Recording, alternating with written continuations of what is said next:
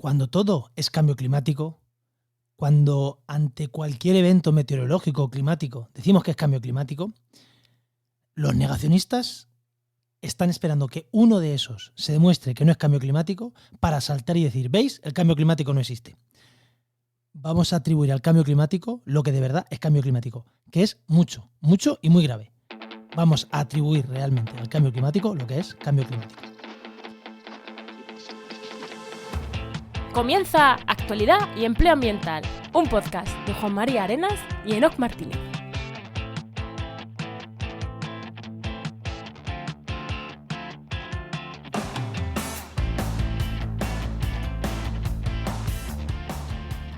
Buenas, soy Juan María Arenas.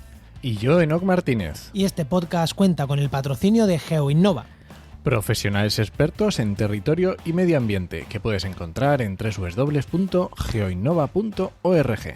Hoy, en el programa 113 del martes 12 de octubre, hablamos sobre estudios de atribución al cambio climático. Un tema que llevamos desde mucho tiempo, ahora lo contaremos, mucho tiempo pendiente de hacer un programa así, ¿no? Ya sí, por fin, tengo muchas ganas. Por fin vamos a hablar de este tema que a mí me encanta. Pero antes, ¿no? ¿Qué tal tu semana? Pues bien, ahí con nuevas incorporaciones al equipo, que vamos a tener varias incorporaciones. Varias incorporaciones, en plan de becarias, ¿no? Parece. Digo becarias sí, porque no lo tenemos decidido total, pero van a ser casi seguro 2 chicas. Y... Con plan de formación, con posibilidades de futuro quedarse, pero de momento en formación. En formación, sí. ¿Y tú qué tal? Bueno, pues yo hemos estado con la estrategia de comunicación, vamos, hemos estado porque tú también, ¿no? Las dos cosas las hemos hecho a medias. Pero bueno, aquí más yo, la estrategia de comunicación y de biomas, ya sabéis, la empresa esta la asociación de cursos con ballenas en el Mar de Cortés, con grandes mamíferos en África, bueno, una asociación que hace este tipo de cursos, y porque ya parece que en 2022, parece que el año que viene vuelve a haber cursos presenciales. Crucemos los dedos porque sí. Y estamos pues planificando eso, y ya sabéis que llevamos la comunicación y el marketing y bueno, planificando un poco eso. Y va a ser patrocinador del podcast Oikos. Que hemos llegado a un acuerdo de patrocinio del podcast, que me hace especial ilusión tener otro patrocinador más en otro de nuestros podcasts. Bueno, damos paso ya al invitado. Genial. Venga, preséntanos, ¿a quién tenemos hoy? Pues hoy tenemos aquí con nosotros a Juan Jesús González Alemán, que es doctor en física, meteorólogo superior del Estado en la Agencia Estatal de Meteorología e investigador en dinámica atmosférica, ciclones y cambio climático. Muy buenas, Juan Jesús, ¿qué tal? Hola, muy buenas, encantado muy de estar buenas con ustedes. Que la descripción más o menos bien, nos hemos dejado algo, ¿está bien dicha? Bien. Sí, ha sido ajustado a la realidad. Hombre, cuando te fijas en la bio de Twitter, pues sueles acertar. ¿De Twitter o de LinkedIn? ¿De qué ha sido, no? De Hombre, Twitter, hago más cosas, pero claro, es que tampoco puedes poner todo, ¿no? Ahora supongo que pendiente del volcán de tus islas, ¿no? Que como meteorólogo seguro que también estás ahí pendiente de muchas cosas que... Sí, pero claro, siempre se te va el ojo ahí en el día a día, siempre se te va un poco a ver cómo va, y la verdad que es un acontecimiento pues histórico, entonces es que perdérselo es imposible. Bueno, damos paso ya con el siguiente sección. Vamos a por el empleo.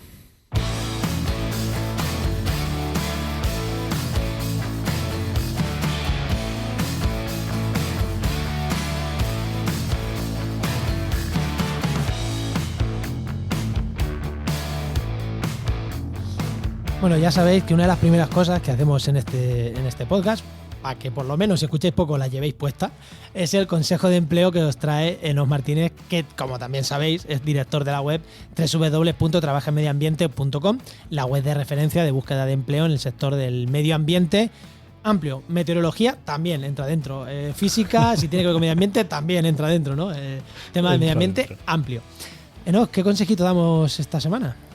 Pues vamos a dar un consejo, ya que hemos estado utilizando LinkedIn también para conseguir estas personas que van a entrar en el equipo, que queríamos probarlo, era una cosa que queríamos probar. Y es que si vas a...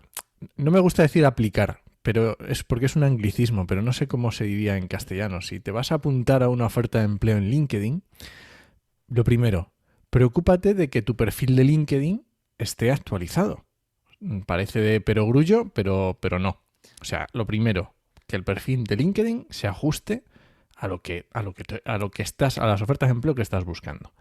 Y lo segundo es que estate atento, mírate todos los días LinkedIn, porque si te escriben a través de LinkedIn tendrás que contestar. Si alguien encima quieres una oferta, te seleccionan y te escriben un mensaje y no respondes, pues apaga y vámonos. Sí, lo de actualizar el perfil es flipante. Dices, ¿esta persona por qué me ha escrito? Luego veías el PDF adjunto y decías, sí, es posible. Y dices, de verdad, tengo que estar yo. O sea, cuando recibes, que hemos recibido literalmente 150 ofertas, o sea, no voy a estar mirando, no voy a intentar entender por qué me has querido escribir tú. O sea, si no está claro, evidentemente es como rechazar. O sea, es que es Efectivamente. así de fácil. Bueno, no, venga, tu pregunta al invitado. Bueno, Juan Jesús, la pregunta que hacemos a todos los invitados. Cuando eras pequeño, cuando eras un enano, ¿qué era lo que querías ser de mayor y cómo te las has ingeniado para llegar a ser meteorólogo superior de la EMET? Bueno, pues la verdad que lo primero que quería hacer, o las primeras nociones que tengo así de cuando tenía idea sobre ser alguien y tal, quería ser piloto de avión. Oh, yeah. Lo que pasa es que, claro, en su momento estaba la oportunidad de hacerlo por el Ejército del Aire, pero después, cuando era pequeño, fue cuando hubo el cambio de que había que estar 15 años mínimo en el ejército para después pasarte al ámbito civil y tal. Entonces, claro, esa idea pues la deseché. Y por otra parte, hacerte piloto privado y necesitabas muchas horas de vuelo y tal, pues eso era bastante, ¿no? Era bastante caro. Entonces, pues esa idea rápidamente, o sea, al cabo de los años me fui dando cuenta de que no iba a ser posible, ¿no? Entonces, pues claro, a mí me gustaba el tema de piloto de avión y tal porque me gustaba observar las nubes, el cielo, cómo se comportaba. Pues entonces lo vinculé un poco por la meteorología y la verdad que también el tema de la meteorología me gustaba.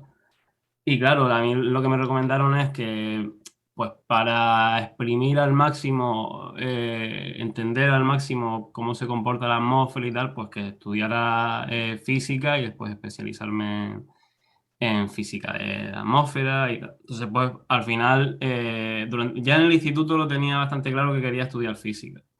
Y es verdad que en ese momento querías, incluso la idea de ser metrólogo en AEMET, pues la tenía bastante clara, pero después en la carrera me fui dando cuenta que la investigación me gustaba, ¿no? El tema del mundo académico y tal. Y por eso hice el doctorado.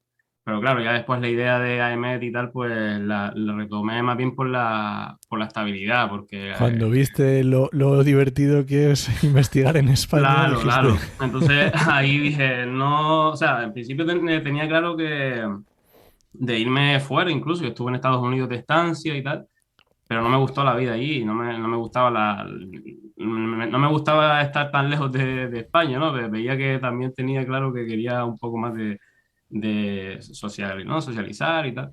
Entonces, pues después me planteé eso, lo de las oposiciones y tal, por tener una estabilidad, porque en ciencia es muy complicado tener una estabilidad en España, sobre todo, porque es muy raro tener 30 años y tener estabilidad, hasta los 40 por lo menos no tienes estabilidad. Con Entonces, suerte, que yo también soy sí, doctor en pues ecología eso, y, pues y un reconvertido también por exactamente lo mismo, exactamente. la estabilidad. Exactamente, entonces de hecho el tema es que estuve ahí, o sea, antes de antes de estudiar la oposición bueno, en medio de la oposición me dieron una Marie Curie para irme a Suiza, pero incluso o sea, no la puse como primera opción porque digo, es que no te asegura nada después, Claro. cuando vuelvas no te aseguras nada, o sea, no tienes el 100% de seguridad. Sin embargo, con la plaza de la oposición, pues sí que tenía el 100% de seguridad, sí, en el caso de aprobarla. Entonces, pues, al final, pues, me decanté por eso. Joder,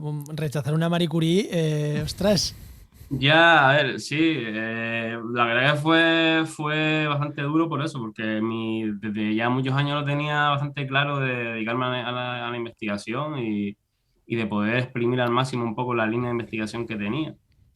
Pero bueno, a ver, aquí en Amete pues también se pueden abrir muchas puertas y puedo también, a ver si puedo finalmente vincularme a ese tipo, a esa línea o a un poco más a la investigación. Oye, Pero bueno, de momento eso, bien, la verdad que no me quejo. que haya funcionarios en España que hayan rechazado una Marie Curie antes, o sea, creo que prestigia mucho el funcionariado, ¿no? No es alguien que haya una rata de laboratorio, no. Es un crack que ha decidido trabajar por el Estado, ¿no? Y por todos nosotros. O sea, que yo me alegro mucho que tengamos a gente así en la AEMET. Bueno, sí, bueno, la verdad que también eso es lo que comento también, que el tema de decir que tu trabajo contribuye más aquí a la sociedad y tal, pues también es reconfortante, ¿no? Entonces, por esa parte también, siempre me ha gustado más dedicarme a lo público, por eso también, porque sabes que tiene más aplicación directa a la sociedad. Pues genial. Y me gusta también el hecho de tenerlo, porque meteorología lo hemos pasado así un poco por encima, pero meteorología no es una carrera. Quiero decir, pues tú elegiste física, claro, pero es como una especialización. Sí, exactamente. Aquí hemos tenido varios meteorólogos que han sido ambientólogos en primer lugar. Claro, si al final en España se puede llegar por muchas vías. De hecho, por ejemplo, en Estados Unidos sí que está la carrera de meteorología, tal cual. Lo que tiene una componente de matemáticas y física, pero gran parte de la carrera es meteorología. Entonces, aquí en España no está contemplado así, pero yo tengo compañeros también que han venido de ambientales y han estudiado, por ejemplo, el máster de meteorología y geofísica en la Complutense o el máster de meteorología en la Universidad de Barcelona. Efectivamente. Y al final, pues es verdad que el salto es un poco. El tema de tener un poco de base de física y matemáticas, pues viene bien, porque así te ayuda a comprender mejor ya las asignaturas de meteorología. Pero si uno se pone las pilas y se lo toma en serio, fácilmente puedes terminar dedicándote a la meteorología, claro. Muy bien, pues genial. Pues otro consejo de empleo. Venga. Este es gratuito. No, vamos ya con el tema. Venga, dale.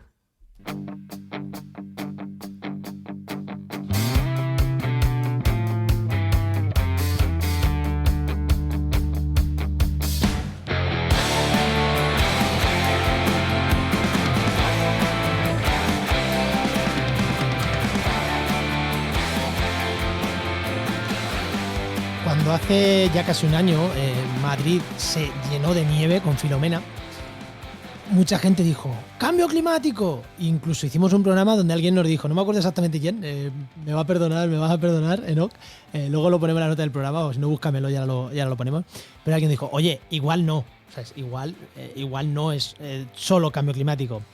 Cuando hay las inundaciones estas que hay siempre con la gota fría ahora en verano, Toledo, la zona de Toledo inundada, Alemania inundada, ¡cambio climático! O urbanismo, o sea, igual no es cambio climático. Pero está claro que sí que hay una componente de cambio climático en todo esto. Pero para saber si es cambio climático o no, hay que hacer estudios de atribución. O sea, ¿qué podemos atribuirle al cambio climático? ¿Qué no podemos atribuirle? ¿Y cómo se hacen esos estudios? Porque fenómenos extremos existen sin cambio climático. Así que ahora todo esto que he ido tocando, José, lo iremos viendo, pero va a empezar por el principio. ¿Qué es un estudio de atribución de cambio climático? Sí, a ver, en principio surge porque siempre, o la idea o la pregunta que siempre surge a partir de cuando empezó a hablarse sobre el tema del cambio climático y tal, es de si un evento en concreto está causado por el cambio climático. Claro. Entonces, esa pregunta en realidad está mal planteada, no se puede vincular un fenómeno en concreto al cambio climático. Lo que, como debería de hacerse esa pregunta, es más bien en el sentido de qué probabilidad o con qué probabilidad ha aumentado el cambio climático en su ocurrencia, ¿no? Es decir, un evento, por ejemplo, una ola de calor o el que has comentado, Filomena, aunque en el caso de Filomena hay ciertos eventos que son más difíciles de atribuir que otros. Entonces, la pregunta es más bien, el cambio climático, ¿en cuánto ha contribuido, en qué probabilidad ha contribuido para aumentar su frecuencia, por ejemplo, o su ocurrencia, más bien, ¿sí? Esa sería la pregunta. Entonces, los estudios de atribución lo que hacen es responder a esa pregunta. Es decir, no responden a si este evento en concreto lo ha causado el cambio climático, sino en qué probabilidad o qué probabilidad hay detrás para ¿no? en afectarle el cambio climático, ¿vale? Eso es en términos de probabilidades, más que en causar o no causar. Más que sí, no, ¿no? Efectivamente. Claro. Que como decía Juan, hablamos, efectivamente, estuvimos hablando de Filomena, estuvimos hablando con Sergi González, que también es de la EMET, y hablamos en el charco 82, en el charco no, en la actualidad de empleo ambiental 82, estuvimos Sí. hablando con él sobre el Filomena. Sí, ahí era por el tema de que había nevado, entonces al haber nevado ya no había cambio climático, ahí era al revés también lo que mucha gente decía, ¿no? Eh, Enoch, ¿preguntas o pregunto? Sí, la historia es, vale, estamos hablando de que es probabilidad, ¿vale? Que no puedes decir este evento concreto, puedes hacer un estudio de qué es más probable o menos probable. ¿Cómo se hace? ¿Cómo se hace esos estudios? Ujú. Sí, en principio no lo podemos, o sea, todo en meteorología y en clima no podemos experimentar con la Tierra en sí, ¿no? No es como como química, por ejemplo, No podemos meter en el que puedes laboratorio, ¿no? experimentar aunque ahora estamos haciendo un buen experimento metiendo CO2, claro, lo que pasa es que no podemos comparar para hacer estudios de sensibilidad, etc. Entonces, lo que hacemos es utilizamos modelos, ¿no? Modelos que representan el funcionamiento de la atmósfera o del sistema climático. Entonces, los que representan la atmósfera son más tipo modelos meteorológicos y los que representan el sistema climático en sí, porque ya tienen más en cuenta todas las componentes y tal, son los modelos climáticos, ¿no? Entonces, para los estudios de atribución se utilizan modelos climáticos. Entonces lo que se hace es, tienes una tierra, ¿no? En ese modelo, en el que no tiene cambio climático, es decir, tú le dices, bueno, pues esta tierra está en periodo preindustrial, ¿no?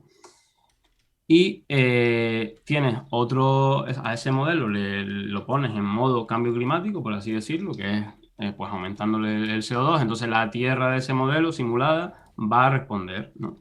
Entonces nosotros damos por asumido que ese modelo representa de forma aproximada cómo funciona el sistema climático o cómo funciona la atmósfera. No la representa al 100% porque es imposible, pero en una buena aproximación sí que nos permite deducir las cosas que nos interesan, ¿no? Y en este caso, pues cómo responde al cambio climático.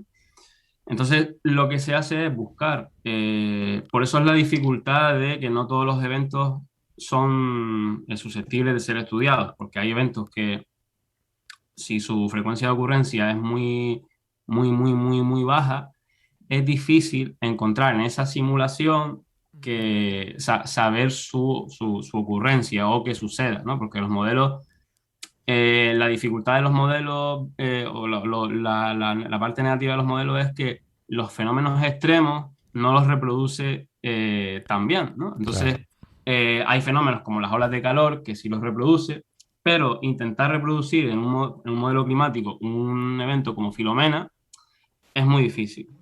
Claro, porque a Entonces, lo mejor de manera natural ya el modelo base ya te diría que se produce una vez cada 1000 años o cosas así. claro, entonces habría que hacer simulaciones. Después aparte está en la parte del cómputo, ¿no? De que necesitas también superordenadores, Es, hacer simulaciones cada vez más grandes. Entonces hay un compromiso ahí entre de tecnología y conocimiento. El conocimiento es claro, ahora la tecnología también pues es lo que hace falta también que vaya avanzando. Por eso se puede empezar a hacer ahora estudios de atribución y no hace 20 años, porque la tecnología ha podido avanzado y se puede hacer este tipo Claro. de cosas.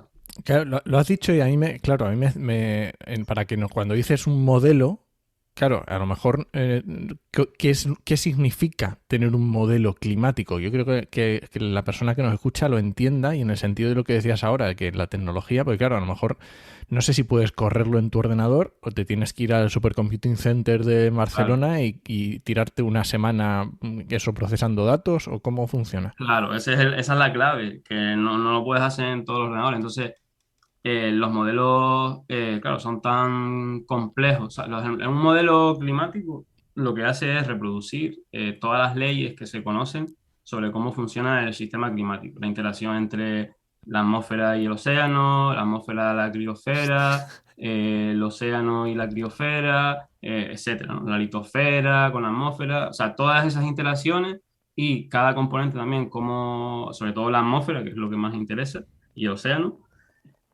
sobre cómo se comporta. Entonces, todas esas ecuaciones, relaciones, leyes, las llevas a un ordenador, a un superordenador, porque para calcular eso pues necesitas una cantidad ingente de datos y bastante potencia o sea, alta potencia de cálculo.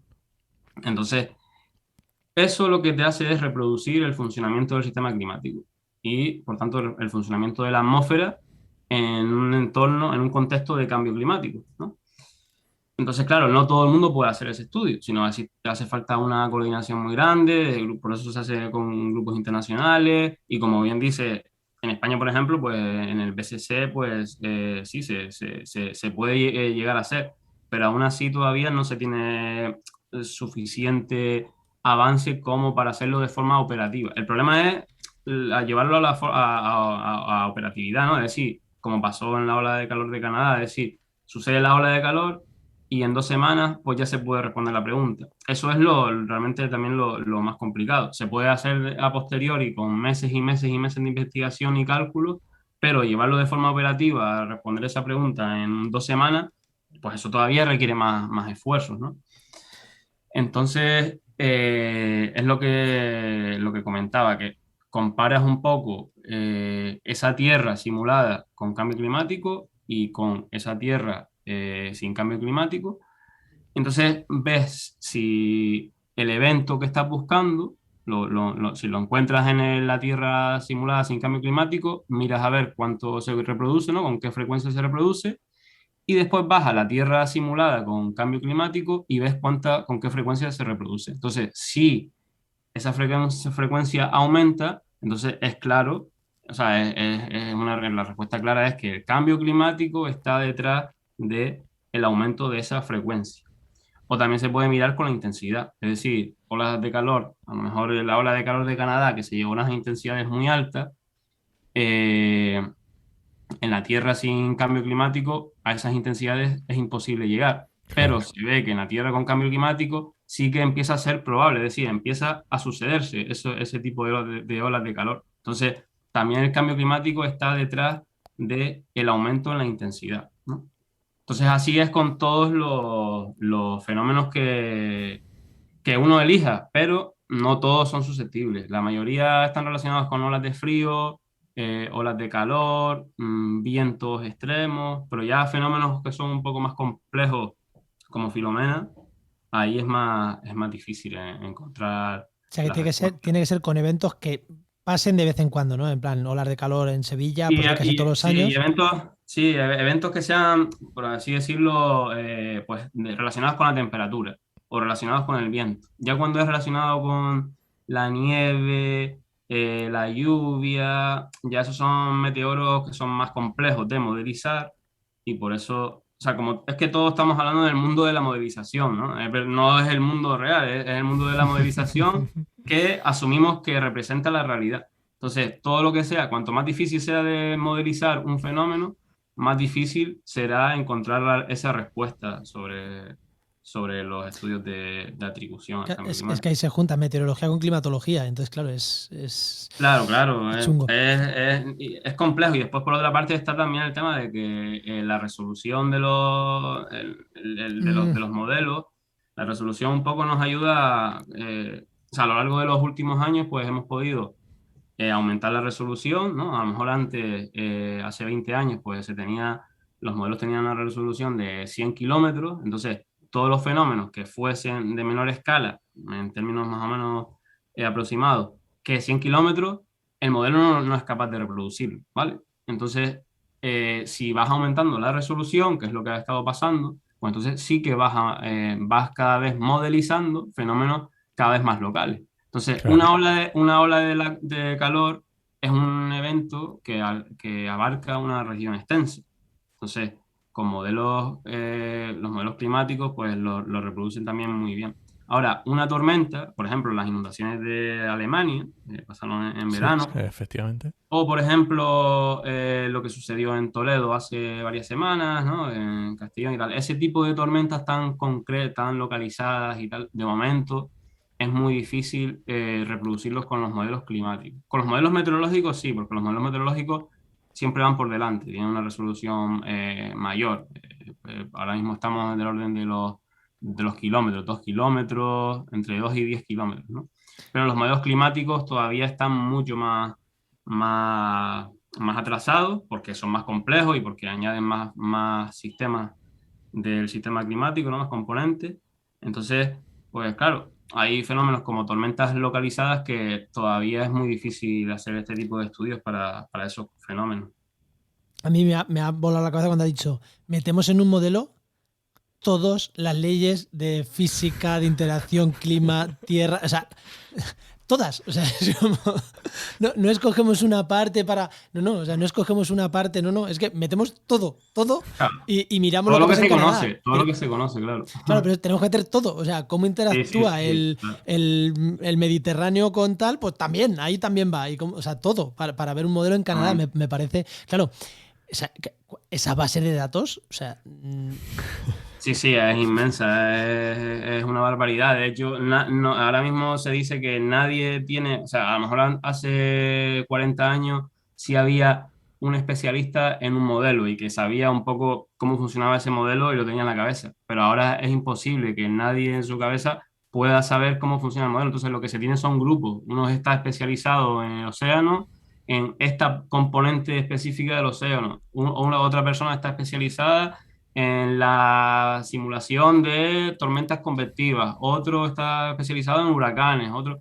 Entonces, Entonces, se ha disgregado ya en- o sea, ya ahora son grupos que saben cómo funciona el modelo y cada componente de ese grupo sabe cómo funciona una parte del modelo, porque es entonces imposible tenerlo todo. entiendo que ese modelo es un modelo que tenéis acceso gente a nivel, o sea, mucha gente a nivel mundial y hay un único modelo o esto hay, yo qué sé, los chinos tienen el suyo, los europeos el nuestro, los americanos el suyo, o es algo en plan, no, es que los datos son los que son y están todos en la mega máquina esta que tenemos. O la base de datos es común, pero después cada uno lo Sí. corre en las mega máquinas de su, pues aquí en Barcelona o donde, o sea, ¿cómo funciona esa parte más de quién tiene la información, de quién es y cómo se trabaja? Claro, ahí, gracias a que se ha hecho un gran esfuerzo internacional y en gran parte por la parte del IPCC, ¿no? Y Naciones Unidas.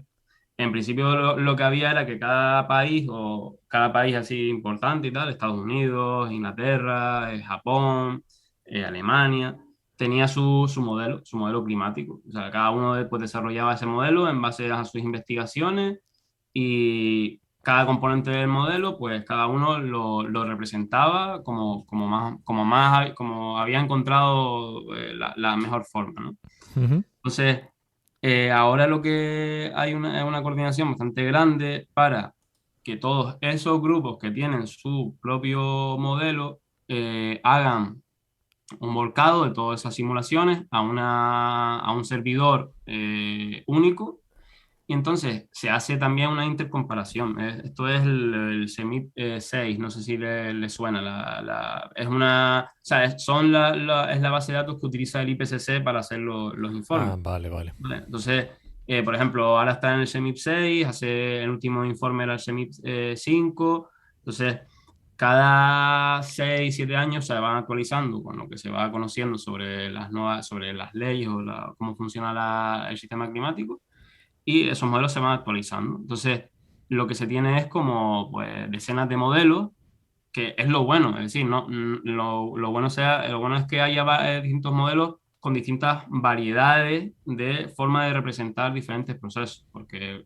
no hay una única forma de representar todos los procesos, ¿no? Entonces, con eso también puedes introducir la incertidumbre, ¿no? Que también es una noción básica en meteorología y en climatología. Entonces, estos estudios lo que hacen también es utilizar esos modelos, es decir, se van a esta base de datos y intentan pues, bajarse todas las simulaciones que se han hecho, etcétera, etcétera. Y bueno, me vuela la cabeza, esto ya es un grado de trabajo brutal. O sea, y para futuros, ¿qué se está trabajando? ¿En bajar esa resolución que decías tú, de mejorar los modelos, o cada uno hace lo que puede y vamos mejorando todos a la vez? ¿O el problema viene por el grado de computación? ¿O cómo, sabes? Sí, claro, vale, el principal objetivo es bajar la resolución porque ya hay muchos fenómenos que ya se sabe lo que va a pasar. Es decir, se sabe que las olas de calor se van a volver más frecuentes y más intensas. Eso ya es prácticamente asumido. Pero hay otros fenómenos como, pues, por ejemplo, eso, las tormentas, las inundaciones, que se sabe un poco por encima qué es lo que puede pasar, pero no tanto como las olas de calor. Es decir, a medida que va bajando, o por ejemplo, o los huracanes también, los huracanes es otro fenómeno que ya se está empezando a poder simular o reproducir con estos modelos, pero no se tiene tanto conocimiento sobre qué pasará con ellos como se tiene con las olas de calor o con las olas de frío, ¿no? Entonces, Vale. el objetivo principal es bajar la resolución, pero también empezar a cada vez introducir mejoras en la forma en la que se simula esos procesos.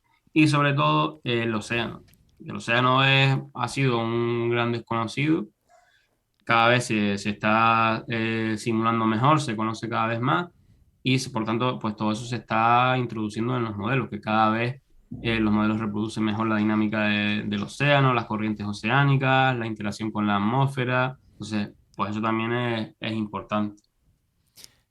Me gusta que haya sacado este tema porque íbamos a cambiar de tema, no cambiar, sino seguir con el mismo tema, pero movernos un pelín y me la acaba de poner en bandeja. Ya que hablamos de las corrientes, un tema que ha salido en las últimas semanas, meses en prensa y demás, es los cambios en la corriente del Atlántico Norte. Esta es la corriente oceánica, ¿no? Del Atlántico, supongo que es la que va la que sale de México y se mete contra las costas europeas, ¿no? ¿Es esta corriente la corriente que está Esa es produciendo cambios? la corriente del Golfo, pero esa es superficial. O Esa sea, del Golfo, ¿no? está relacionada con la AMOC, pero la corriente del Golfo es más superficial y la AMOC es más profunda. Es más profundo, Pero ¿no? sí es verdad que después, cuando se mete hacia el Atlántico Norte, tienen cierta relación, empiezan a tener relación, pero no son estrictamente lo mismo. No son la misma, ¿no? Vale. Pues, Mm. ¿qué se está viendo? ¿Qué cambios se están viendo? ¿O no? ¿O es cambio climático o no? ¿Qué puede pasar con estos cambios que está produciendo? Sí, justamente es lo que, sí, esto es lo que es interesante, es decir, hace falta conocer el océano, cómo funciona y tal, porque es un gran transportador de calor, ¿no? De los trópicos a latitudes medias, a latitudes altas, mejor dicho. Entonces, concretamente con la AMOC, que está relacionada, digamos que la AMOC es una rama de de la circulación termohalina, que da la vuelta a todo el globo, va transportando calor de unos sitios a otros. Entonces, en el Atlántico, justamente es la que se encarga de transportar todo ese calor desde las zonas tropicales hasta las zonas polares, ¿no? O latitudes medias del Atlántico.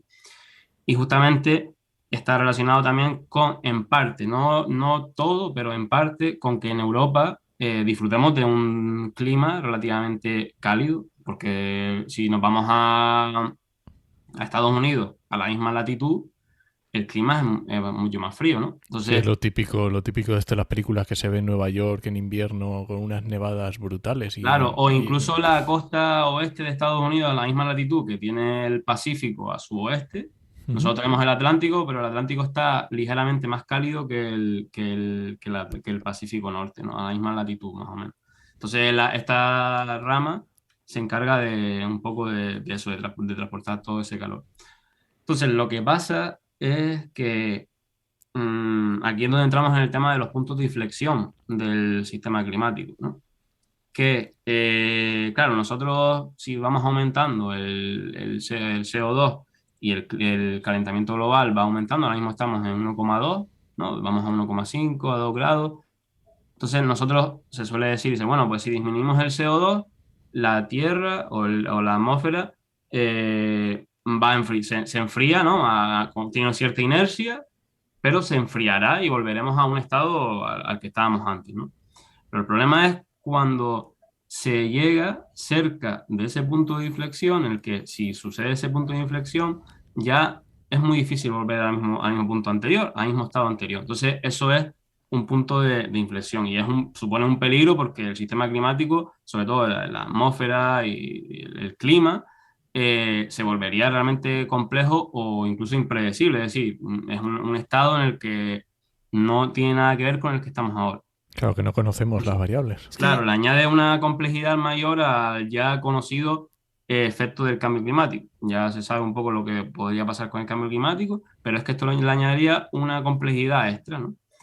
Entonces, la AMOC es un punto de inflexión. Es decir, su comportamiento, si el cambio climático afecta a su comportamiento, podríamos empezar a entrar en un punto de inflexión. ¿Por qué? Porque esta circulación tiene mucho que ver con, o sea, su motor está relacionado con la salinidad y procesos que se dan entre Groenlandia e Islandia, ¿no? Y el deshielo del Ártico y el deshielo de Groenlandia afecta a este motor. Entonces, si ese motor se ralentiza o incluso eventualmente se llega a parar, pues esa cinta transportadora de calor se para o se va deteniendo. Entonces, nosotros dejaríamos de disfrutar de ese clima cálido. Pero no es solo eso, porque el tema es que también tiene un impacto a nivel global. Entonces, claro, no sería solo Europa, obviamente. claro, no sería solo Europa, sino tendría un impacto global en otros lugares. Por ejemplo, en Europa afectaría mucho un problema, pues el tema de la agricultura. La agricultura pues afectaría bastante, ¿no? O sea, que podríamos Y además- pasar, o sea, que podríamos hacer estamos calentando el clima, por así decirlo. Por eso ya no se habla, de hecho ya por eso no se habla de calentamiento global, sino desde hace mucho tiempo, sino de cambio climático, porque Claro. o sea, el calentamiento y el CO2, o sea, la cantidad de CO2 y el calentamiento que estamos produciendo, puede llegar un momento que desacople a ciertos procesos, superemos un umbral y nos pase todo lo contrario. O sea, que de repente se nos hiele medio Europa. Claro, claro, digamos que calentamiento global sería el calentamiento que se produce por el CO2 y cambio climático sería el cambio del clima que se produce por ese calentamiento.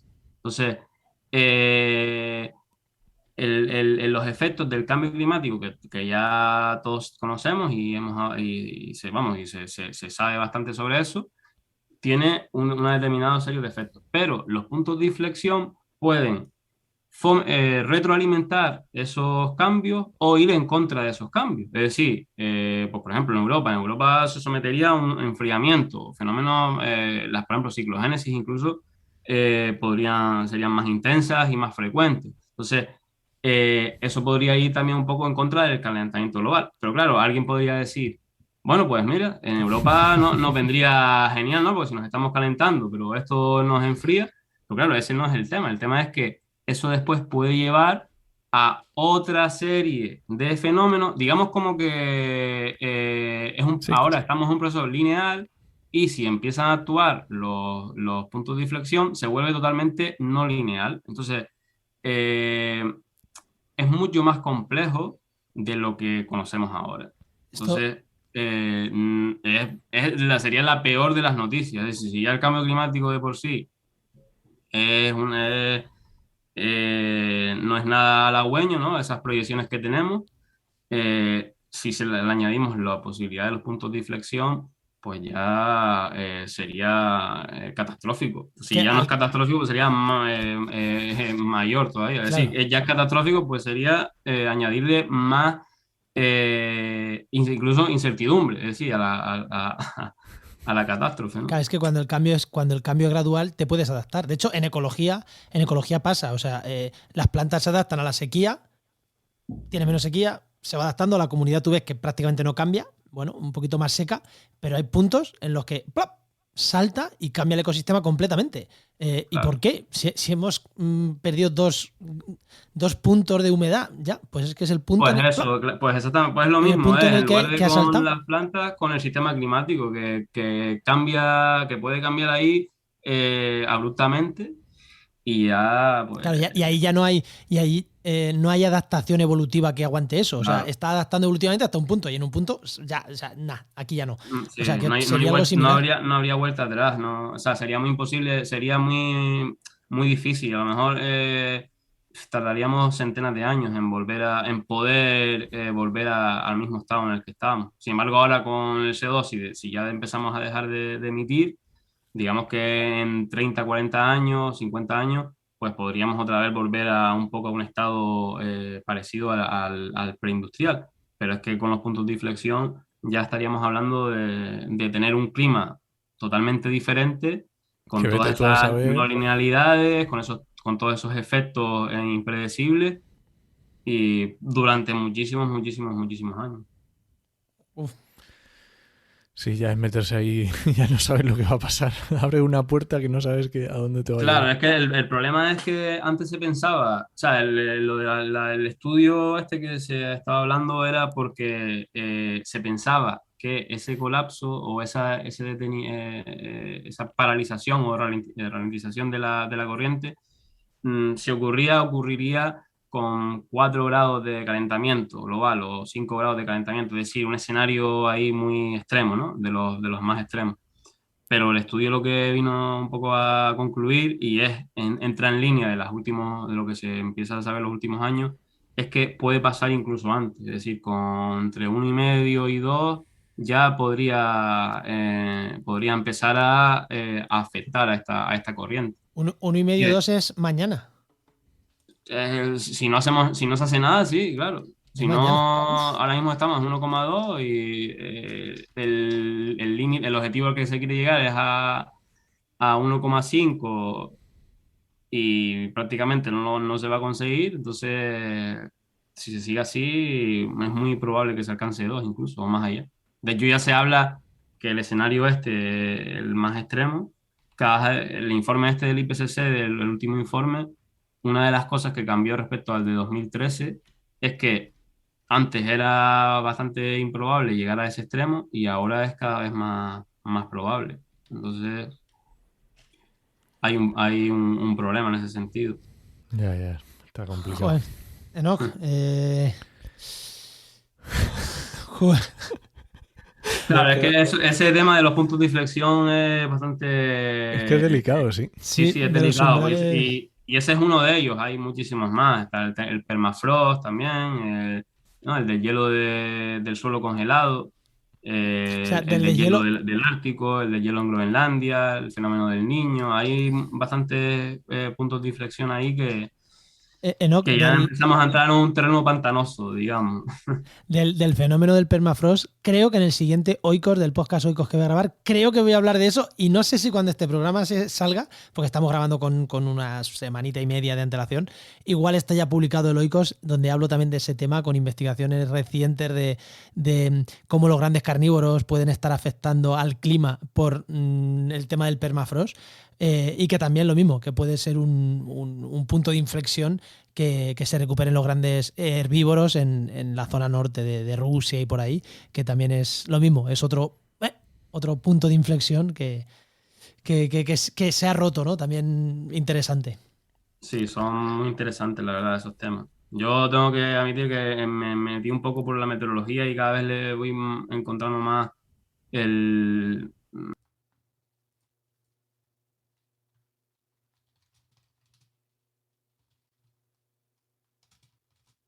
que pueden tener.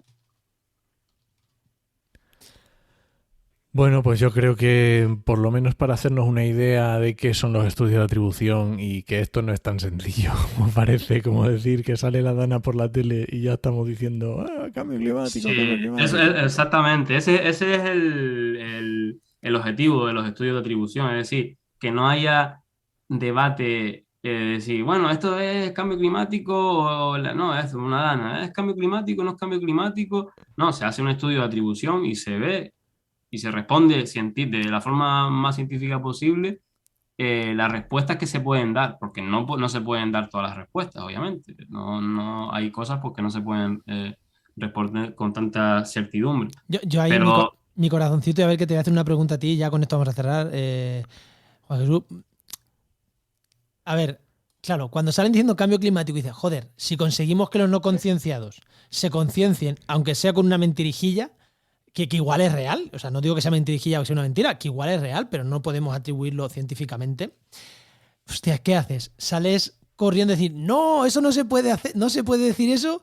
¿O dices, bueno, mira, me callo y por lo menos si alguien más se cree lo del cambio climático, aunque sea justo por una cosa que no lo sabemos, pero oye, pero es que pasa, es que el cambio climático está, aquí no lo podemos ver, pero en otros muchos sitios sí.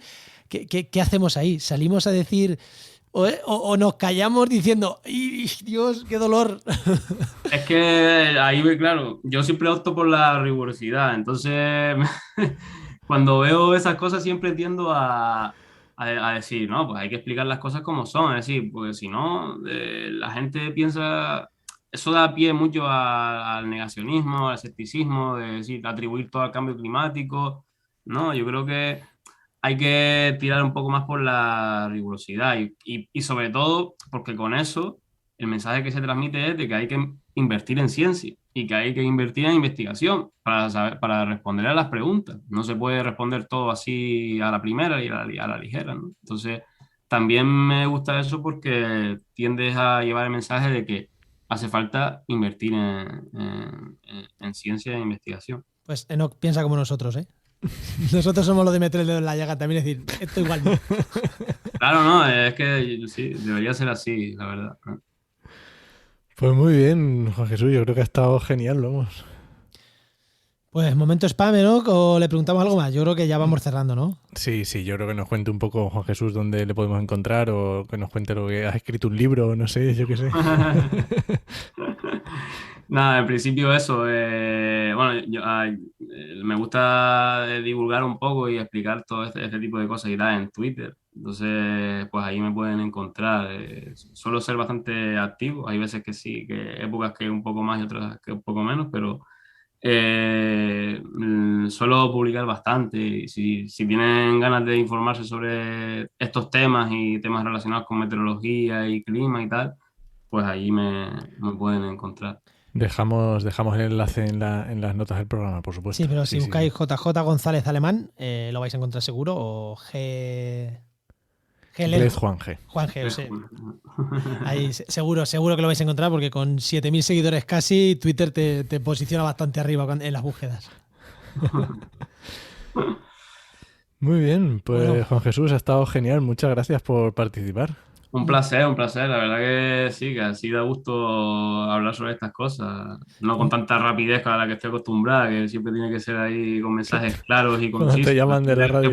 Te puedes extender más y explayar. Entonces, la verdad que en este contexto está bien. La gracia del podcast y hoy no sale emitido, pero estamos grabando en el día del podcast y oye, poner en valor estas conversaciones distendidas que a los que nos gusta profundizar, pues nos gustan más que la radio. Oye, a mí me encanta la radio, pero tienes 5 minutos y aquí hemos tenido para hablar. Y la tele más todavía. La tele todavía es peor. Tiene que ser mucho más conciso. Entonces, está muy bien esto. Este formato, la verdad que está bastante bien.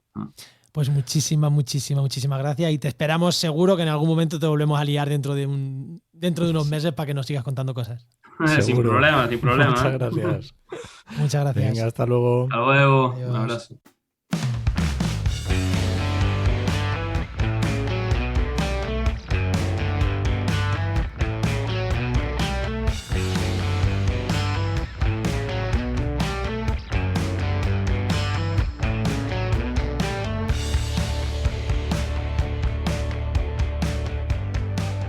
Bueno, Enoch, vamos ya con la sección de GeoInnova, que ya tenemos por aquí a nuestro amigo Luis, que ya sabéis que es Luis Quesada, director de GeoInnova. Muy buenas, Luis, ¿qué tal? Muy buenas. Muy buenas, ¿qué tal estamos? Pues muy nada, bien. Muy bien. Ahí estamos. ¿Y de qué vamos a hablar hoy, Enoch? Tengo yo aquí apuntado estudios sinérgicos. Pero, ¿si estudios sinérgicos de qué? ¿Qué es eso? ¿Qué es eso? ¿Qué son los estudios sinérgicos? Bueno, a ver, muchas veces cuando hacemos estudios de impacto ambiental, hay que tener en cuenta qué tipos de efectos, ¿vale? Tienen, digamos, los impactos, ¿no? ¿Cómo son esos impactos? ¿Qué efectos tienen, ¿vale? hablamos de estudios sinérgicos cuando normalmente lo que te piden es que valores otros proyectos que están cercanos, que tienen más o menos la misma relevancia o que digamos que son de la misma entidad y que acumulados, o sea, digamos, de forma simultánea, suponen una mayor incidencia ambiental respecto a lo que es individualmente. Es decir, la suma de todos ellos supone una mayor incidencia ambiental. Vale, o sea que digamos que es para tener en cuenta todos los impactos y no uno a uno, sino, oye, si se suman y la suma es más que una simple suma o lo que sea. ¿Y qué tipo de estudios sinérgicos se suelen hacer o qué tipo soléis hacer? Vale, normalmente te suelen pedir estudios sinérgicos, por ejemplo, en temas de energías renovables, ¿vale? Sería, muchas veces, Luis, sería el contrario a lo de fraccionar los proyectos para que pasen más fáciles los trámites. Pues esto sería, vale, tú me lo fraccionas, pero yo te exijo estudios sinérgicos, con lo cual me da igual que me lo fracciones, ¿no? Sería eso. Claro, ahí las administraciones se han puesto las pilas, ¿vale? Y muchos de ellos, por ejemplo, en la Comunidad Valenciana, ya tienen sus visores en los cuales pues te van poniendo los proyectos que están en actual tramitación. ¿Y por qué? Porque muchas veces te pedían los sinérgicos, pero realmente tú no tienes la información de esos proyectos. Claro, entonces no te pueden pedir estudios sinérgicos de un proyecto respecto a otros proyectos que se estén tramitando en la zona cuando tú no tienes apenas información al respecto o nula información. Entonces se están poniendo un poquito las pilas en ese sentido y van poniendo las diferentes proyectos que se estén tramitando. Claro, ojo, hay muchas veces que tú sabes, si ya vas a esos visores, cuáles son las zonas, pero realmente tampoco sabes cuál es los detalles, ¿no? Los detalles de ese proyecto. Pero lo que sí que no sabes es aquellos estudios que se están realizando pero que no han empezado a tramitarse, es decir, que no han solicitado el inicio de evaluación ambiental. Entonces, claro, hay que tener un poquito en cuenta todo eso. Y además ya sabes que la administración pues es un poco ambigua y a veces te piden más, a veces te piden menos. Todo ese tipo de cuestiones hay que tenerlas en cuenta, sí. O sea, pero esto es algo novedoso, ¿no? O sea, ¿que es algo reciente o estos estudios sinérgicos llevan ya mucho tiempo pidiéndolos? ¿O es una forma de eso, de lo que yo he dicho, de ya que me vas a presentar muchos proyectos en el mismo sitio fraccionaditos, pues te pido esto? ¿O es algo que ya se venía haciendo antes de estar ese problema? Vale, realmente desde la ley 2013, el 21-2013 de evaluación ambiental de proyectos y en especial después con la aplicación de la ley por ejemplo, las actualizaciones 2017, etcétera, realmente ya está en las bases, es decir, los estudios sinérgicos siempre han estado ahí, es decir, siempre te han podido pedir eso como complemento, ¿vale? Lo que pasa es que en la tramitación de todos estos proyectos, macroproyectos, porque al final es un uso intensivo del suelo, extensivo, perdona, entonces realmente sí que te piden que añades ese estudio como por ejemplo otro tipo de estudios como puede ser el de fauna y flora, el estudio de bifauna, el estudio de si afectas a algún espacio natural. Son estudios complementarios que tienes que tener ya sí o sí prácticamente. Vale, que no es que sea que el estudio tenga que ser, el estudio en general tenga que ser sinérgico, sino que es como dentro del estudio una parte es, vale, pues ten en cuenta el resto también. Es como una parte del estudio, realmente, ¿no? Tú en la evaluación ya sabes que tienes que tener en cuenta si los efectos son simples, acumulativos o sinérgicos, ¿vale? Otra cosa es que tú después, pero tú eso lo haces respecto a tu propio proyecto, pero después te piden un anexo respecto a otros proyectos que se estén tramitando. Es decir, vale, muy bien, tú ya me has evaluado ambientalmente tu proyecto, pero quiero que me evalúes cuál es la incidencia de tu proyecto en conjunto al resto de proyectos que se están tramitando, ¿vale? Entonces tú tienes que valorar un poco esa incidencia de suma, porque al final es, oye, mira, es que voy a hacer varios proyectos, porque a lo mejor un solo proyecto pues no tiene mucha incidencia, bueno, no tiene mucha incidencia, puede ser, ¿vale? Pero si sumas muchos proyectos, pues evidentemente si empiezan a salir como setas, como es el caso, por ejemplo, de las fotovoltaicas, pues realmente sí que llega a tener una incidencia en el paisaje directamente, o sea, está claro. Entonces hay que intentar evaluar eso y ver cómo, a nivel territorial, cómo se coge. Esto al final no es más que una medida, una herramienta que tienen desde territorio ¿vale? Para poder evaluar o poder frenar un poquito este tipo de proyectos, o por lo menos para ir sopesando, para ir trabajando cómo organizar el territorio, ¿vale? Porque digamos que se ha abierto esta veda, ¿no? Se abrió ya hace 2 o 3 años esta veda de empezar otra vez a presentar proyectos de energía renovable, pero realmente la normativa no estaba preparada, la normativa urbanística, la normativa ambiental, en muchas comunidades autónomas no estaban preparadas, ¿vale?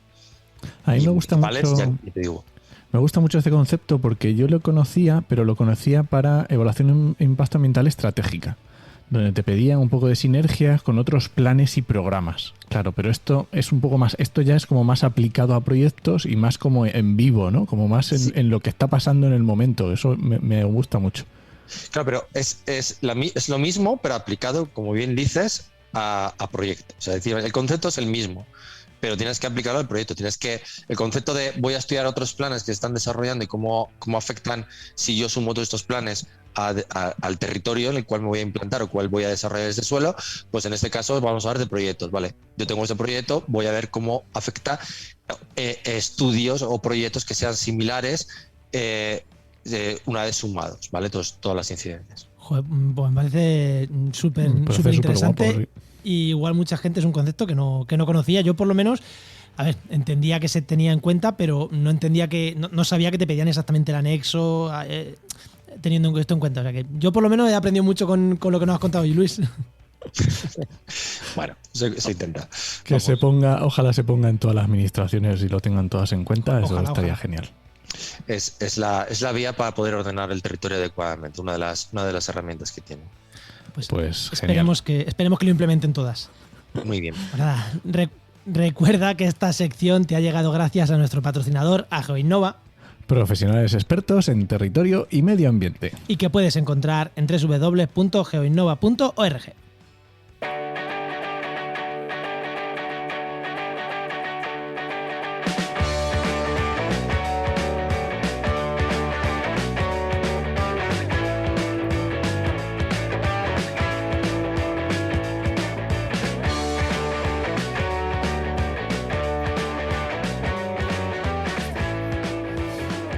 ¿Nos vamos o qué? Oye, esto de grabar con 10 días de antelación nos da una tranquilidad mental. No te preocupes, que ya estaremos en el congreso de la AET y ya... Nos costará así, diremos, a ver, ostras, que tenemos programa. Exactamente, sí, no cantes mucha victoria, que hay que seguir grabando programas, ¿no? Que esto... Que el 10 días se pasan en nada. Recomendación de podcast. Un podcast muy chulo. Venga. Bien. Lo dices tú, ¿no? Sí, podcast nuevo de la red. Ahí. Que se llama X+3. O sea, una X, un símbolo más y un 3 en número. Pero en Twitter yo lo he visto como X+3 con el MAS, ¿no? Sí, ahí lo puedes buscar ahí de diferentes formas, pero depende de las redes, porque hay sitios donde no te dejan solo 3 caracteres. Estas cosas que pasan con la informática. Y entonces hay que ponerlo con letra, pero es un podcast muy chulo, nuevo de la red, de las dos Anas, de Ana María Rota y Ana Belén Peña, ya tenemos aquí con GDGeo, y en el que cuentan las cosas de las ciencias del instituto, física, química, matemáticas, pero las que no te cuentan en clase, ¿vale? Por ejemplo, el primer programa, que ya fue la semana pasada, es sobre el fósforo, y te cuentan un poco cómo fue el descubrimiento que tuvieron que hacer, litros de pis, o sea, escuchadlo porque está muy guay. Pues lo escucharé y además tengo que decir que lo escucharé, que no lo he escuchado porque... Claro, porque estamos grabando antes. Estamos grabando antes de que este programa salga, ¿vale? Eso de llevar 10 días de antelación es una maravilla, pero nosotros está muy bien. Ya lo hemos visto ahí programado, ¿no? Sí, yo ya lo tengo ahí programado. Así que nada, ¿terminamos? Venga, vámonos. Pues nada, este podcast pertenece a la red de podcast Podcastida, la red de podcast de ciencia, medio ambiente y naturaleza. Muchísimas gracias por compartir el programa.